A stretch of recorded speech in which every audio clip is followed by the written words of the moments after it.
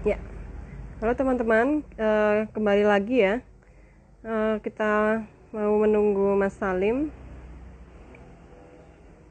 Maaf tadi terputus karena memang durasi live IGTV itu cuma 60 menit. Kita akan meneruskan sesi pertanyaan.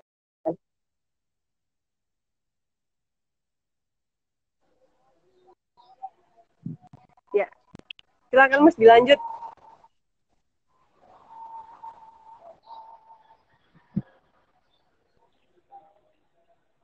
Hmm. Jadi nggak perlu terbebani label ya Mas ya. Yang penting berkarya aja ya. Menurut aku nggak usah pakai label ya,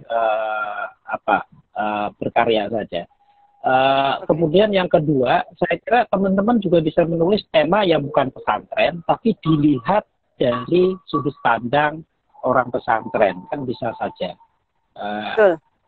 Mungkin Wigati ini satu contoh ya, bagaimana uh, uh, Hilma saya kira menulis uh, sangat bagus. Saya kira bagus sekali Wigati ini, keris, dan dia membuat metafor. Sebenarnya Hilma itu dari awal, bukan, orang yang bernama siapa, Lintang. Manik, Lintang Manikmoro. Manik, Lintang, ya. itu dari awal sebenarnya si Hilma sudah merancang bahwa ini yang akan ketemu sebenarnya keris Raja Mala dengan keris ini. Kenapa? Jadi memang dari awal kalau orang paham keris itu sudah akan nangkap. Tapi terakhir nangkapnya bahwa ya memang ini bukan si Lintang yang akan dapat itu, gitu. Tapi si Wigati karena dialah pemegang keris itu. Nah itu sangat menarik bagaimana dilihat tanpa mengintervensi pandangan-pandangan teologis loh ya, dia cerita aja dan pesantren Ya. dijadikan latar belakang, tapi bagaimana dua nilai yang katakanlah nilai Hmm. kejawen dan nilai santri itu bisa berdampingan, Ya. bisa Ya. direkonsiliasi. Oke, Oke. jadi enggak, Tadi ada itu urusan orang luar lah label itu. Oke. Kalau di ini sih Mas, jadi menariknya ya Mas, saya nggak mengikuti akhir 2000 berapa sih? 2018 itu kan ada Muktamar Sastra ya di situ Bondo. Mas Salim datang ya? Enggak, aku enggak. Oh enggak? Aku malah Oke. taunya setelah, oh ada sastra. Ya.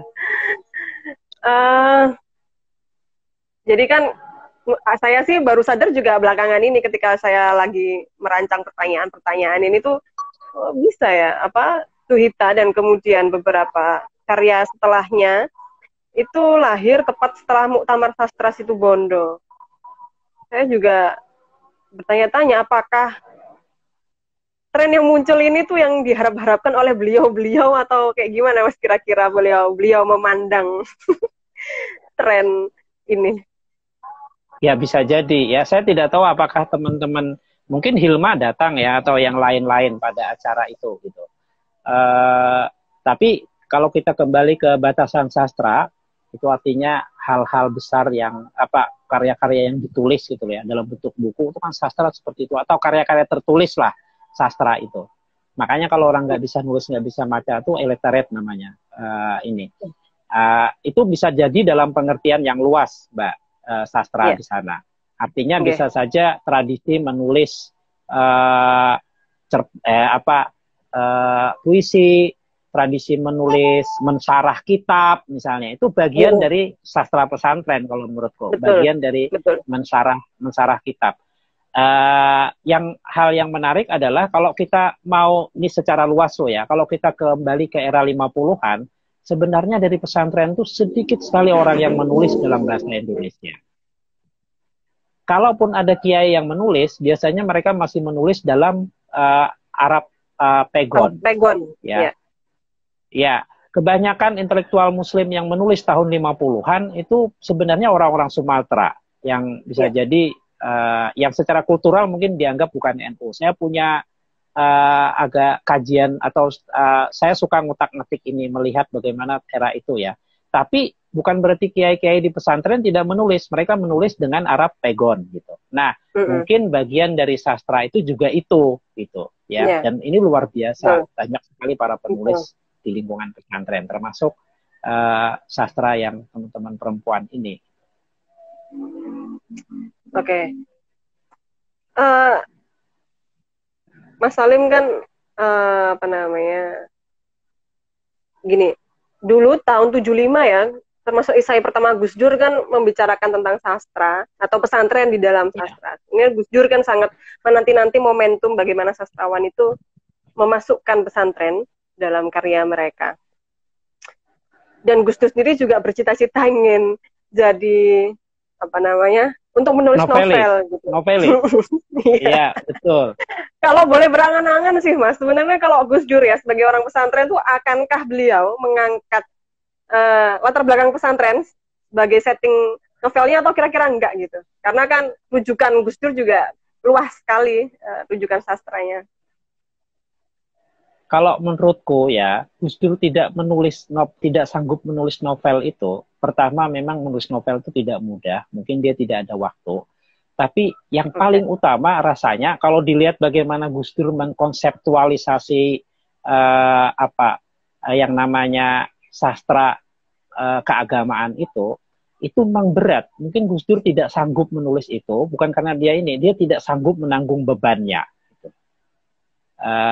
Dia mungkin seperti tokoh Asher Leib yang di dalam novel yang disukai Gus Dur itu, yang tentang yang namaku Asher Leib itu, yang kemudian si Asher Leib ini kemudian diusir oleh orang tuanya karena dia mengkritik atau dia melakukan sesuatu yang dianggap melanggar agama gitu.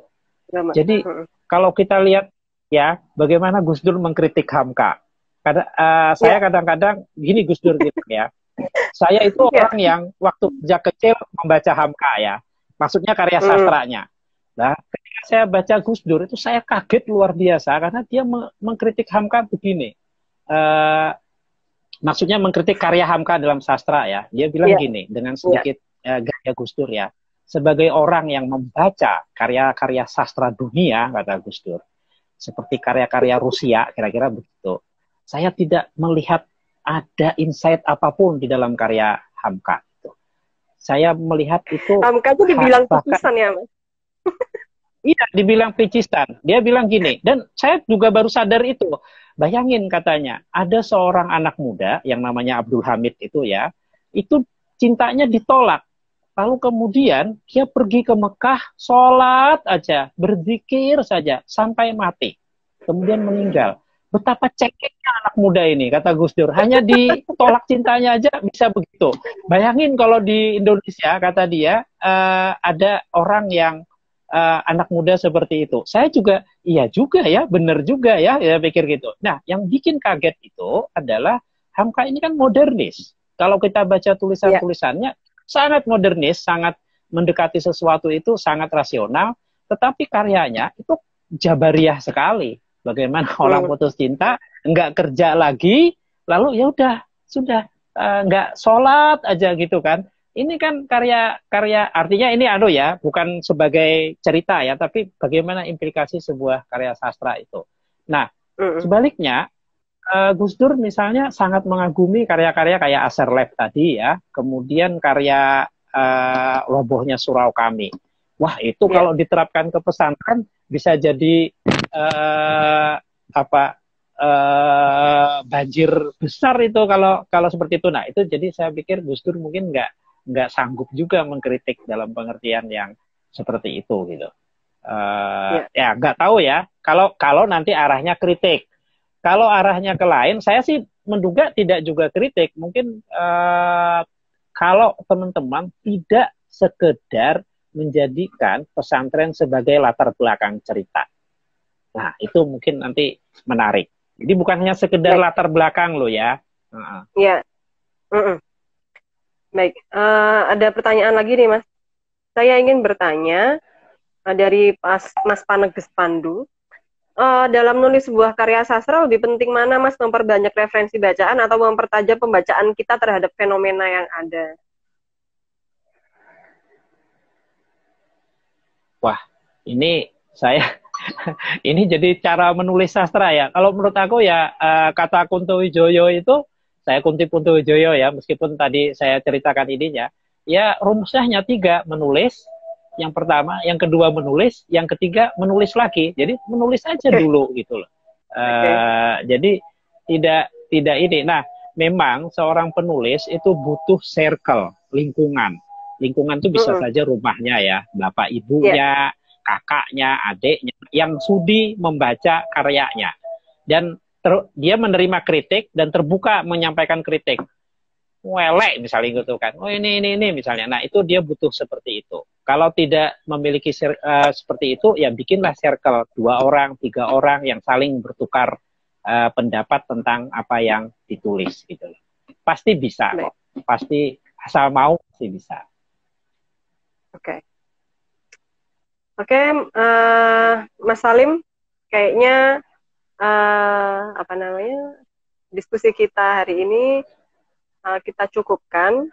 Saya terima kasih sekali pada Mas Salim sudah mau kita repotin. Terima kasih juga. Waktu. Terima kasih buat teman-teman yang sudah terima kasih. Apa ya, perempuan membaca ini cukup punya gimana ya Mas ya. Kita itu seneng gitu ya sebenarnya sama pertumbuhan tren novel pesantren ini. Tapi juga itu tadi kami sangat ingin karena kan kayak orang-orang yang ngeresensi kayak kita ini kan sebagai penghubung gitu seolah-olah antara pembaca dan penulis gitu. Jadi kami ingin memang ke depan ini apa namanya, pertumbuhan novel pesantren itu bisa semakin baik. Karena gini Mas, sebagai orang yang misal ya ketemu sama santri-santri gitu, di beberapa pelatihan menulis gitu misal, pasti kan ada pertanyaan standar gitu ya. Karya apa atau buku apa yang kalian baca gitu. Misal mereka menyebut beberapa penulis sastra itu nanti kan baca Terelie, baca Habibur Rahman gitu-gitu dan mana dia dan lain-lain gitu ya. Saya juga ketika di pesantren mulai ada itu. Mulai ada nama-nama seperti Mbak Hilma dan teman-teman yang lain, Mbak Misaul Kamila dan yang lain-lain itu kayaknya seneng gitu. Wah, ternyata apa namanya, novel-novel pesantren yang baru ini sudah mulai menjangkau generasi-generasi yang lebih muda gitu, teman-teman yang masih di pesantren. Ya.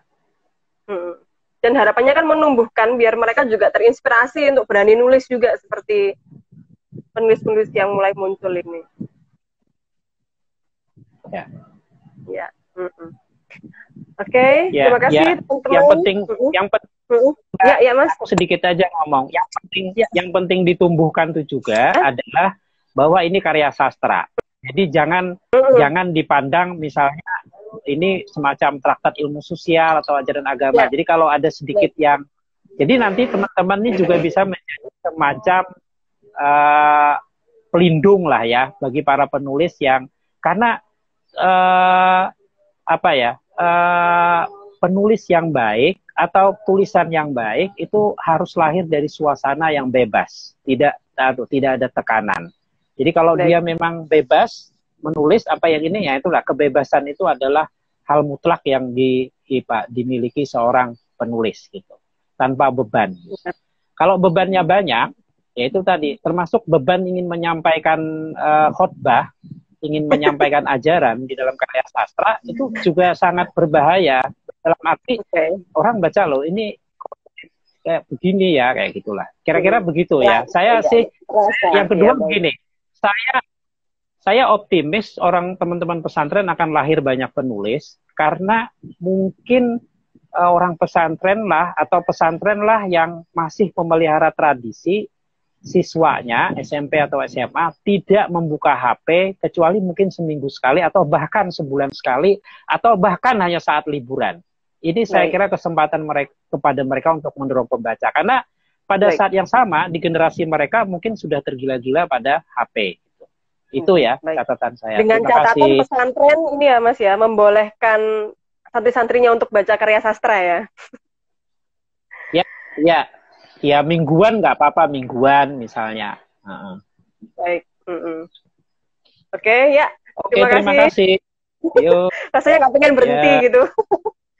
Ya, maaf teman-teman kalau ada komentar atau pertanyaan yang belum terjawab atau belum saya baca, saya minta maaf sekali. Nanti rekaman dari live ini akan diunggah di YouTube Perempuan Membaca. Kalau ada yang ketinggalan bisa cek lagi. Dan insya Allah juga semoga sempat buat ditranskrip diunggah ke web kita di perempuanmembaca.com. Sekian dari saya. Nanti ada dua penanya tadi akan dapat dapat souvenir sedikit dari komunitas kami. Nanti langsung DM aja ya. Nanti kalau ada nanti kalau ada acara lagi, nanti Gading juga kasih souvenir buku kepada penanya deh. Yang akan datang kontak-kontakan ya. Siap, Mas. Terima kasih banget. Assalamualaikum warahmatullahi wabarakatuh.